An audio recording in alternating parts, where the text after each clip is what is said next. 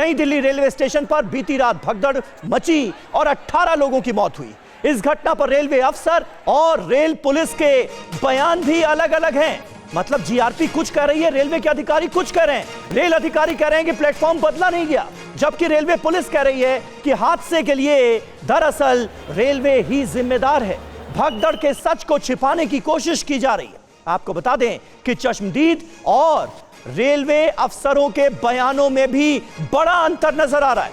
चश्मदीद दावा कर रहे हैं कि पहले ट्रेन 12 नंबर प्लेटफॉर्म पर आनी थी, लेकिन 16 नंबर पर ऐलान का अनाउंसमेंट हुआ, जिसके बाद भीड़ आगे बढ़ी और हालात बेकाबू हो गए, भगदड़ मच गई जिसमें लोगों की जानें चली गई।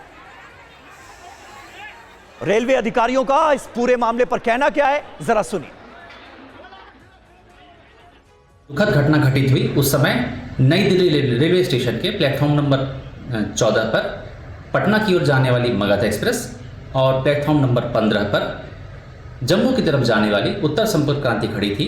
इस दौरान फुट ओवर ब्रिज से 14 नंबर और 15 नंबर प्लेटफॉर्म की तरफ आने वाली सीढ़ियों पर पैसेंजर के फिसल कर गिरने से उनके पीछे के कई यात्री इसकी चपेट में आ गए और यह दुखद घटना घटित हुई। इस हादसे की उच्च स्तरीय कमेटी द्वारा जांच की जा रही है। और देखिए, आप रेल मंत्री रेलवे स्टेशन आ सकते हैं, यह खबर आ रही है। नई दिल्ली रेलवे स्टेशन आ सकते हैं रेल मंत्री, तो अश्विनी वैष्णव आ सकते हैं। जो हुआ नई दिल्ली रेलवे स्टेशन पर, इसको वहां पर देखने के लिए कि क्या हुआ, कहां पर चीजें कम रह गई, खुद रेल मंत्री आ सकते हैं, खबर आ रही है।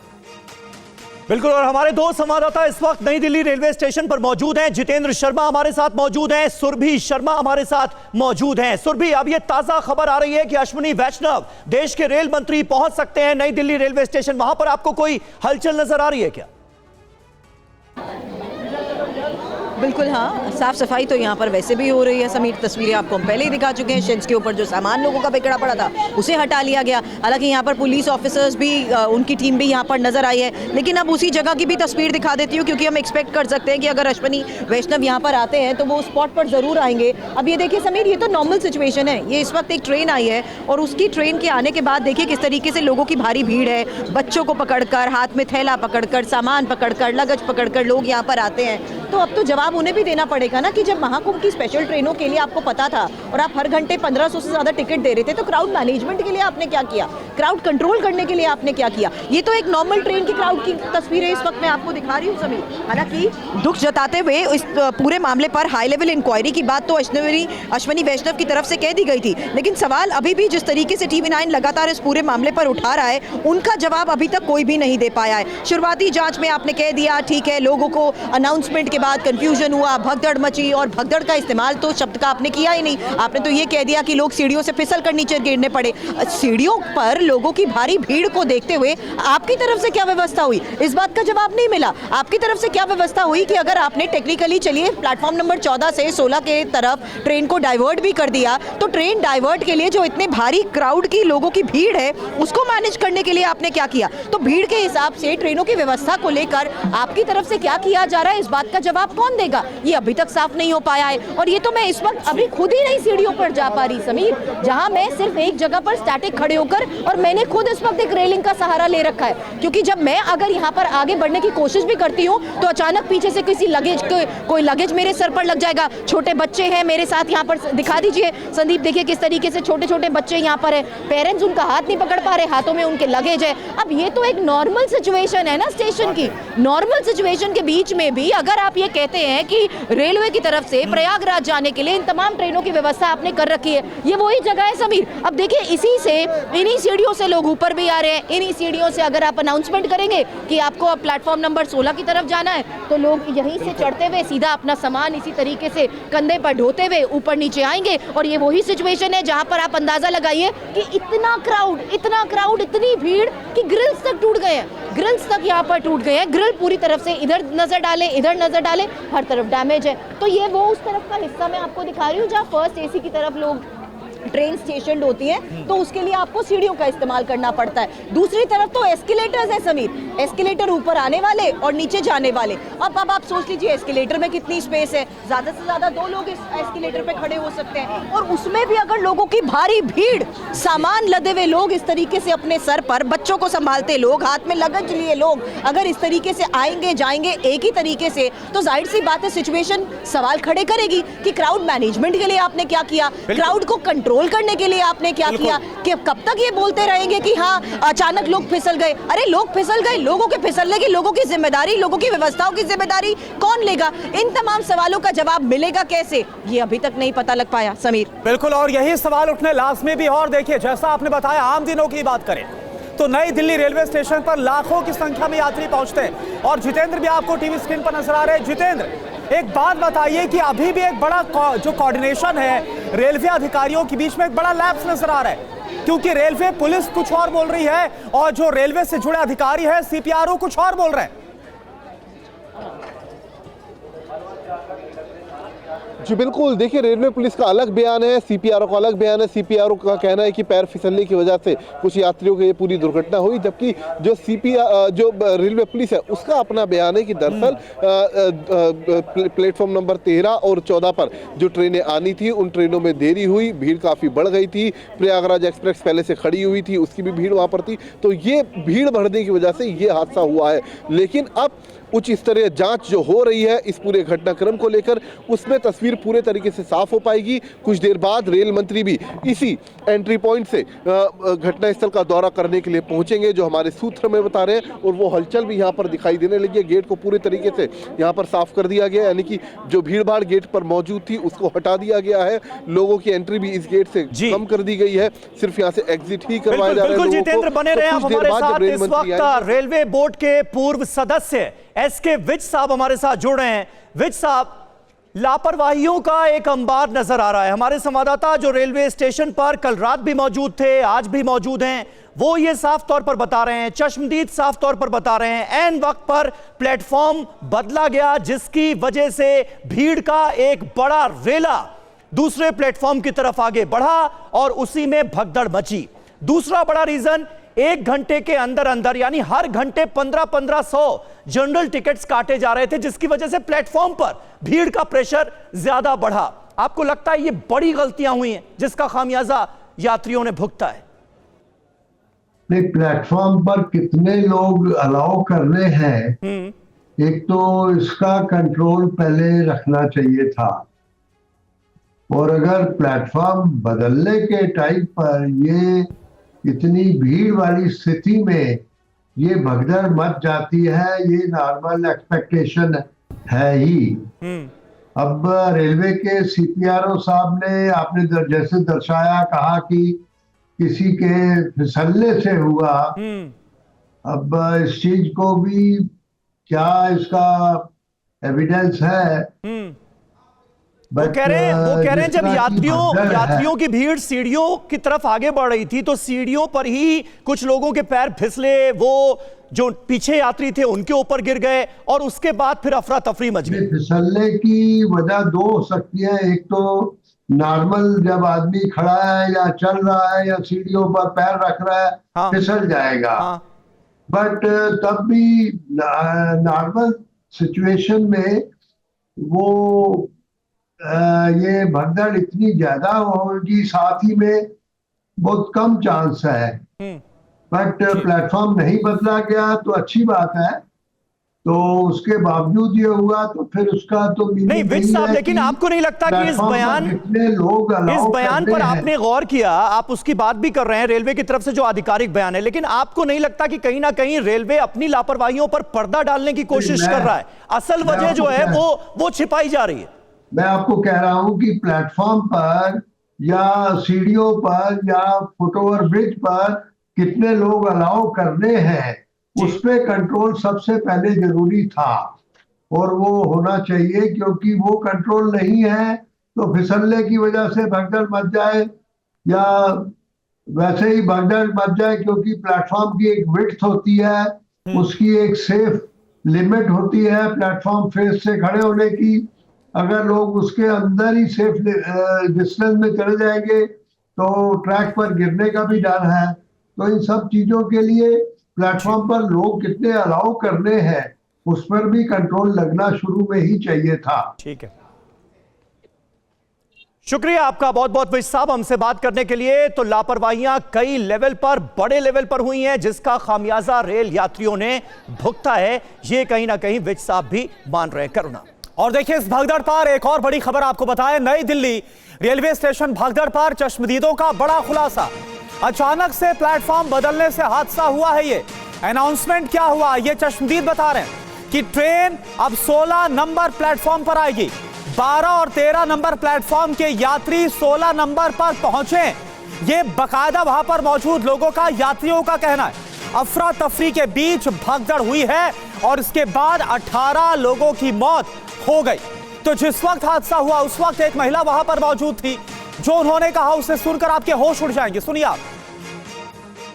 वहाँ पे 16 नंबर पे अलाउंस हुआ कि 12 नंबर पे आएगा, तो 12 नंबर पे आए। कुछ देर के बाद बोल दी अलाउंस हो गया कि 16 नंबर पे जाएगा।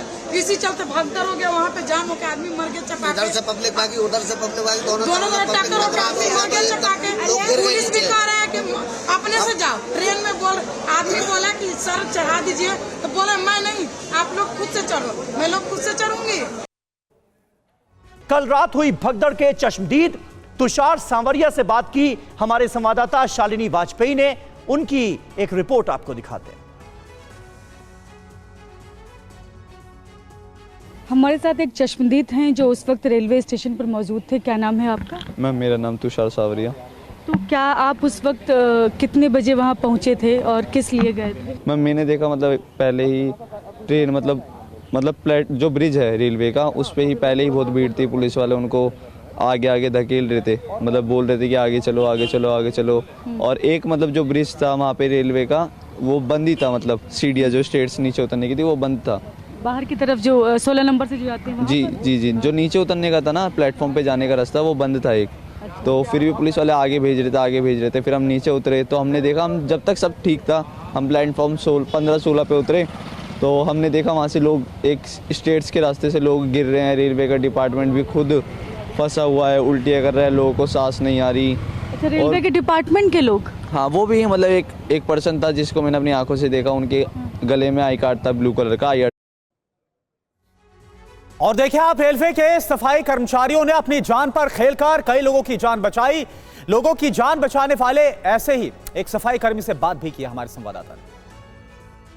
ये हरियाणा परिवहन वाहन पत्र यहाँ पर है किसी का, और ये देखिए ये एक महिला है जिनका पूरा ये देखिए ये यहाँ पर सामान है। ये एक बैंक का स्टेटमेंट है, पंजाब नेशनल बैंक का, और ये देखिए फोटो यहाँ पर उस महिला की लगी हुई है। तो इसी से आप अंदाजा लगाइए कि किस तरीके से, ललिता नाम इनका है। और ये देखिए इनका सामान इस वक्त यहाँ पर बिखरा पड़ा है। और ठीक इसी तरीके से प्लेटफॉर्म नंबर 13, 14, 15 पर, 16 पर इसी तरीके से लोगों का सामान, जूते, चप्पल, बैग आपको चारों तरफ फैला दिखाई देगा, जिसे अब समेटने की जो कवायद है वो रेलवे कर्मचारियों की तरफ से की जा रही है। देखिए ये महिलाओं के जूते चप्पल बैग है। हाँ, कितना बैग जूते चप्पल लिए आप लोगों ने? भी निकाले? दुनिया भर के तो निकाल के आगे।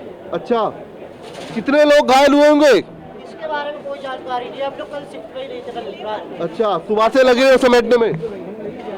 सुबह से सामान समेट रहे हो? हाँ, सामान समेट रहे हैं, पड़ा हुआ फेंकेंगे, क्या करेंगे?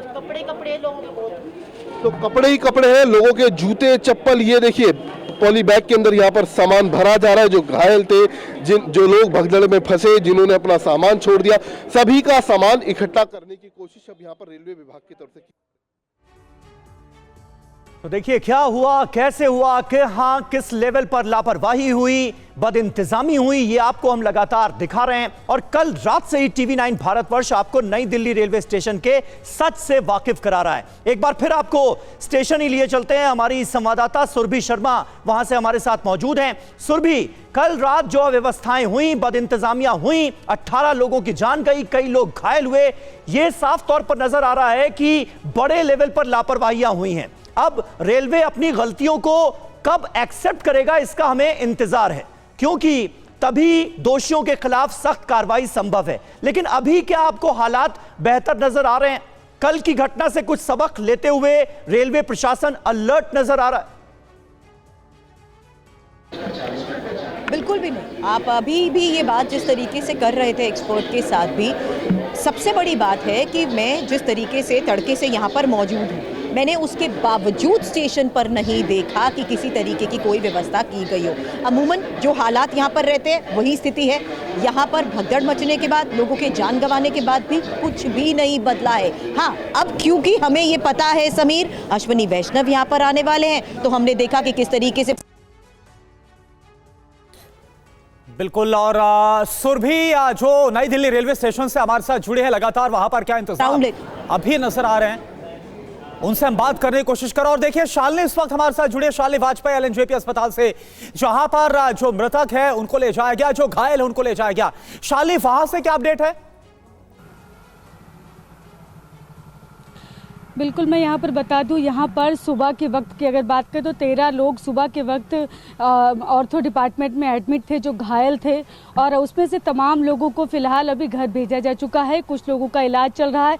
दरअसल लोगों को जल्दी जल्दी आनन फानन में भेजा गया है। जो लोग यहाँ पर घायल हैं, हमने जो उनसे बातचीत की है, उनका ये कहना है कि सुबह जब रात में भगदड़ मची, उस वक्त वहाँ पर अगर तुरंत शायद वहाँ पर कोई इंतज़ाम होते, कोई दिल्ली पुलिस की टीम होती है, भीड़ को मैनेज करने वाला वहाँ पर होता, तो शायद आज ये हालात नहीं होते। मैं इस वक्त मोर्चरी के बाहर हूँ, यहाँ पर एलएनजेपी हॉस्पिटल के, यहाँ पर भी लगातार यहाँ से जो पोस्टमार्टम के बाद से जो लोग अपने अपने जो बॉडीज़ हैं वो यहाँ से ले जा रहे हैं। जो मृतक हैं वो उनको यहाँ पर पोस्टमार्टम के लिए लाया गया है। आपको बता दूँ कि करीब 10 लोग जो हैं वो यहाँ पर इनका पोस्टमार्टम हुआ, 5 को जो है वो आरएमएल हॉस्पिटल में भेजा गया। उसमें से भी 4 लोग जो आरएमएल में थे उनको फिलहाल उनकी बॉडी दी जा चुकी है परिजनों को। बाकी लोग जो 13 लोग यहाँ पर, 10 लोग जो यहाँ पर मृतक थे, उनके लिए भी फिलहाल जो परिवार हैं वो लगातार आ रहे हैं, उनकी बॉडीज ले जा रहे हैं। लेकिन तमाम लोग सवाल वही कर रहे हैं कि आखिर जो चूंकि लगातार रेलवे स्टेशन से इस तरह की खबरें भी पहले से आ रही थी, तो फिर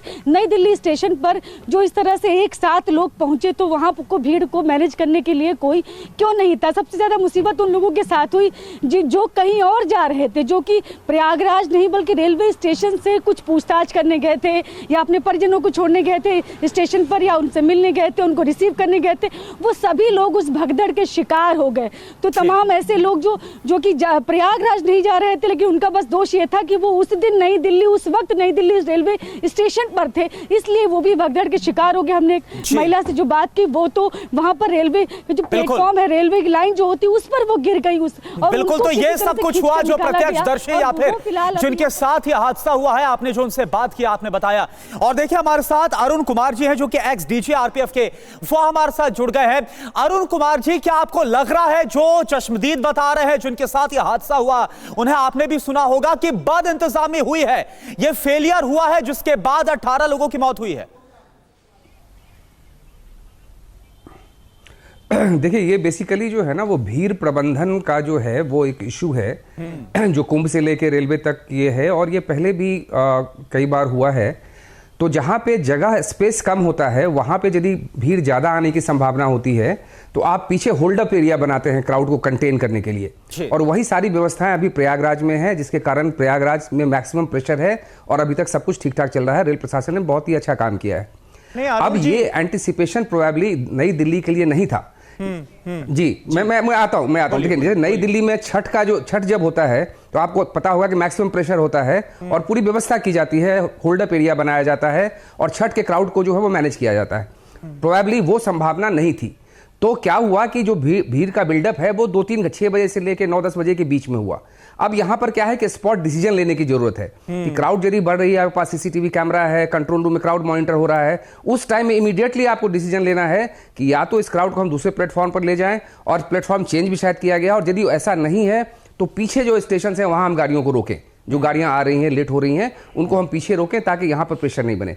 ये ऑन द स्पॉट डिसीजन के बारे में खैर जांच होगी कि क्या हुआ, बट ये यहां पर जो है वो इमीडिएटली जो कोऑर्डिनेशन है रेलवे के डिफरेंट डिपार्टमेंट का, सेफ्टी सिक्योरिटी का, ऑपरेशन का, इन सब का कोऑर्डिनेशन जो है वो रिक्वायर होता है इमीडिएटली करने पे, क्योंकि एक बार जब भीड़ बढ़ गई और हादसा हो गया फिर तो मुश्किल है। तो उसको रोकना, प्रिवेंशन जो है वो बहुत इंपॉर्टेंट है। और संभवतया नई दिल्ली स्टेशन पे इन्होंने ये एंटिसिपेट नहीं किया इस ढंग से क्राउड आ जाएगी, और यदि क्राउड आ गई तो उस time on the spot decision different department के कोऑर्डिनेशन का होना चाहिए था।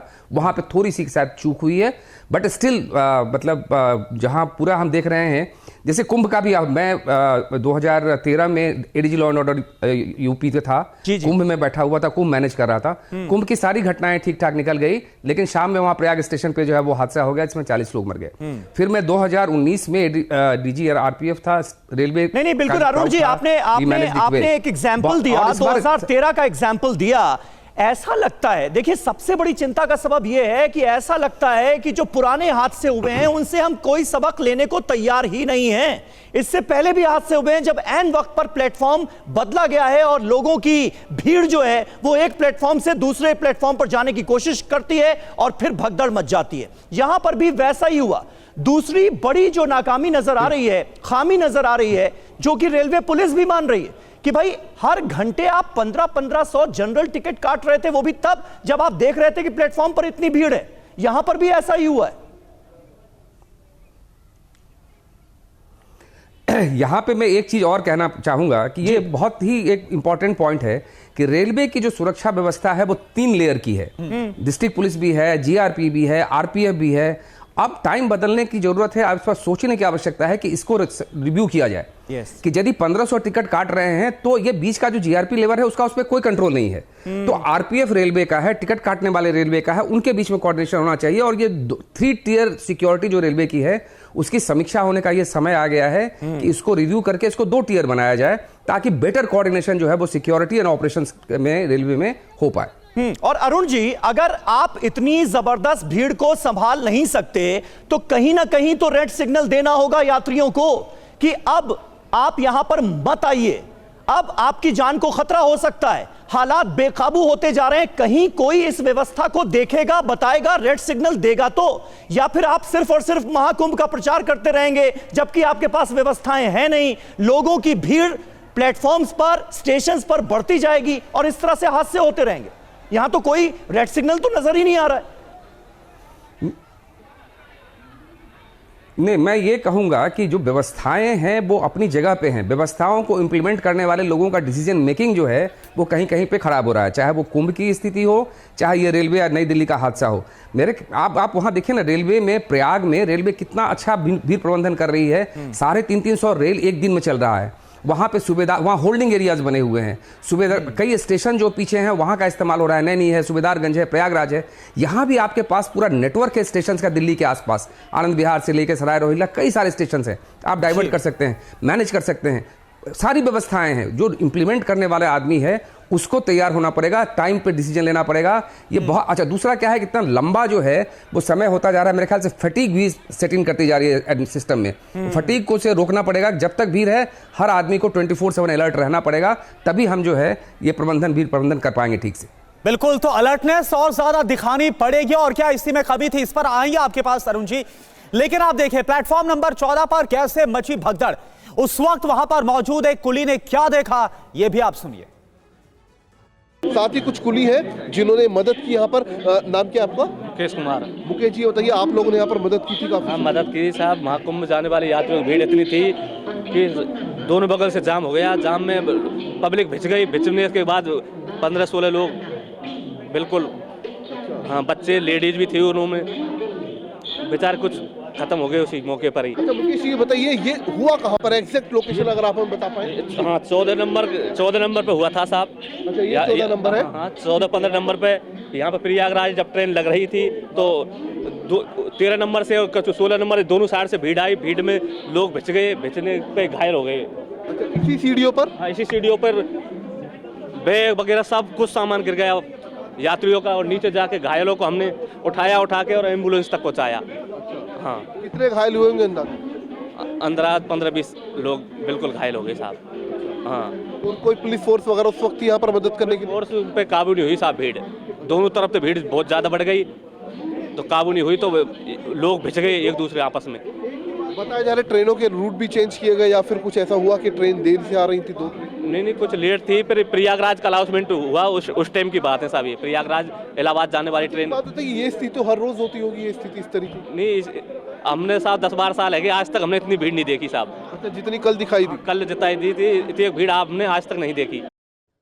और देखिए अरुण जी हमारे साथ जुड़े। अरुण जी, एक मैं रिपोर्ट का रेफरेंस लेना चाहूंगा और इसी के आधार पर मेरा सवाल है। देखिए, नई दिल्ली रेलवे स्टेशन के बारे में यह जानकारी है कि बेहद ही संवेदनशील स्टेशन में से एक है और यहां के लिए बाकायदा जो रेलवे है वो खुफिया इनपुट भी जुटाता है कि कितनी संख्या में जो यात्री है वो पहुंच सकते हैं। बड़ी संख्या में सीसीटीवी कैमरे यहां पर इंस्टॉल किए गए और फिर भी ये पता नहीं लग पाना, अंदाजा नहीं लग पाना कि इतनी भारी तादाद में क्राउड आ जाएगा। आपको नहीं लगता कि ये अपने आप में एक बड़े सवालिया निशान खड़े करता है?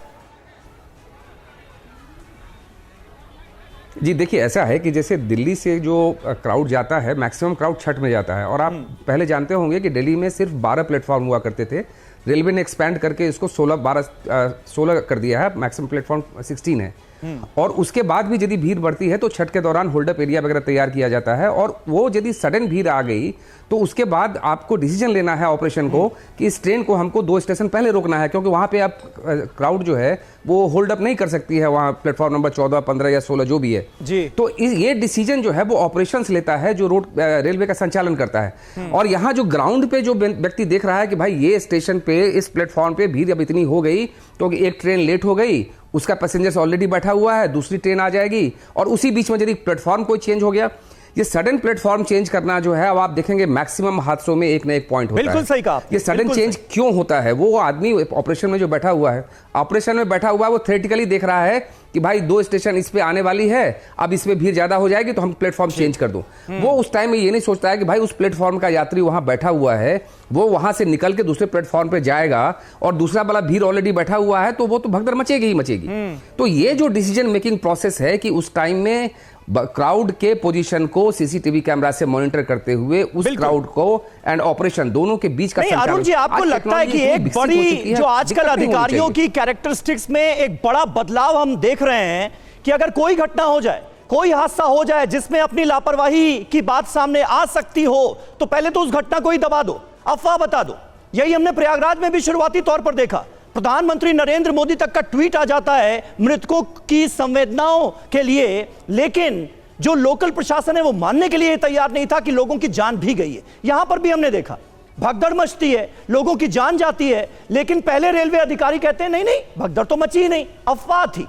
इतने घंटों बाद भी जो बयान सामने आया है उसमें भी भगदड़ वर्ड का, स्टैम्पीड वर्ड का कहीं कोई जिक्र नहीं है। उल्टे कहा यह जा रहा है कि यात्रियों से ही गलती हो गई, पैर फिसल गए, एक दूसरे के ऊपर गिर पड़े, अव्यवस्था हो गई, अफरा तफरी मच गई।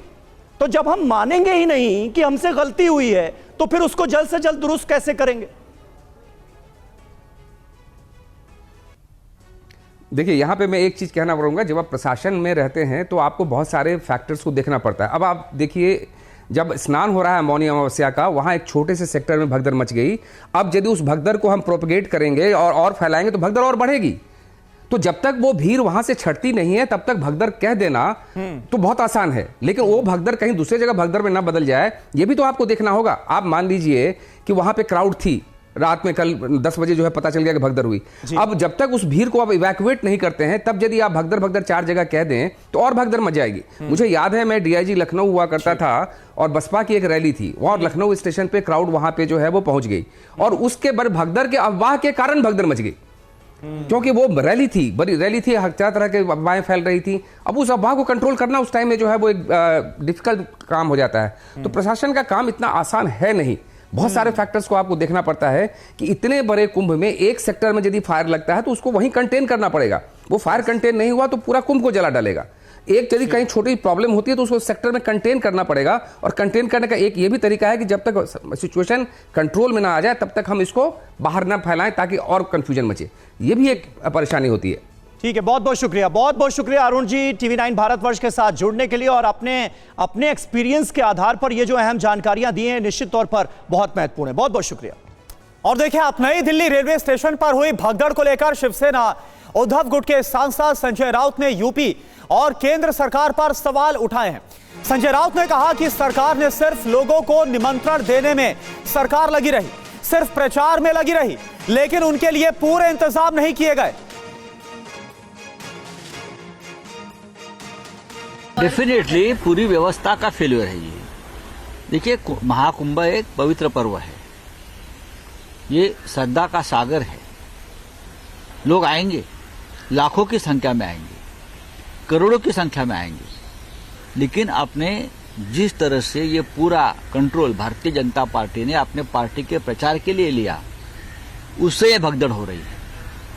ये पार्टी का प्रचार का मुद्दा रहा उनका महाकुंभ। 50 करोड़ लोगों को निमंत्रण दिया, उनकी व्यवस्था क्या किया आपने? आप जोर जोर से 50 करोड़ 100 करोड़, व्यवस्था क्या है? लोगों को लगता है कि प्रयागराज उतरने के बाद चाहे हवाई अड्डा हो, चाहे रेलवे स्टेशन हो, चाहे बस स्थानों को, उनको लगता है कि हम वहां जाएंगे तो योगी जी हमारे स्वागत के लिए खड़े होंगे, उनकी सरकार खड़े होंगे, हमें लेकर स्नान के लिए जाएंगे। 20-20 घंटे तक लोगों का रोड अरेस्ट हुआ है। रोड और इससे पहले राहुल गांधी, मल्लिकार्जुन खड़गे का बयान भी हमने सुना। विपक्ष लगातार सवाल उठा रहा है।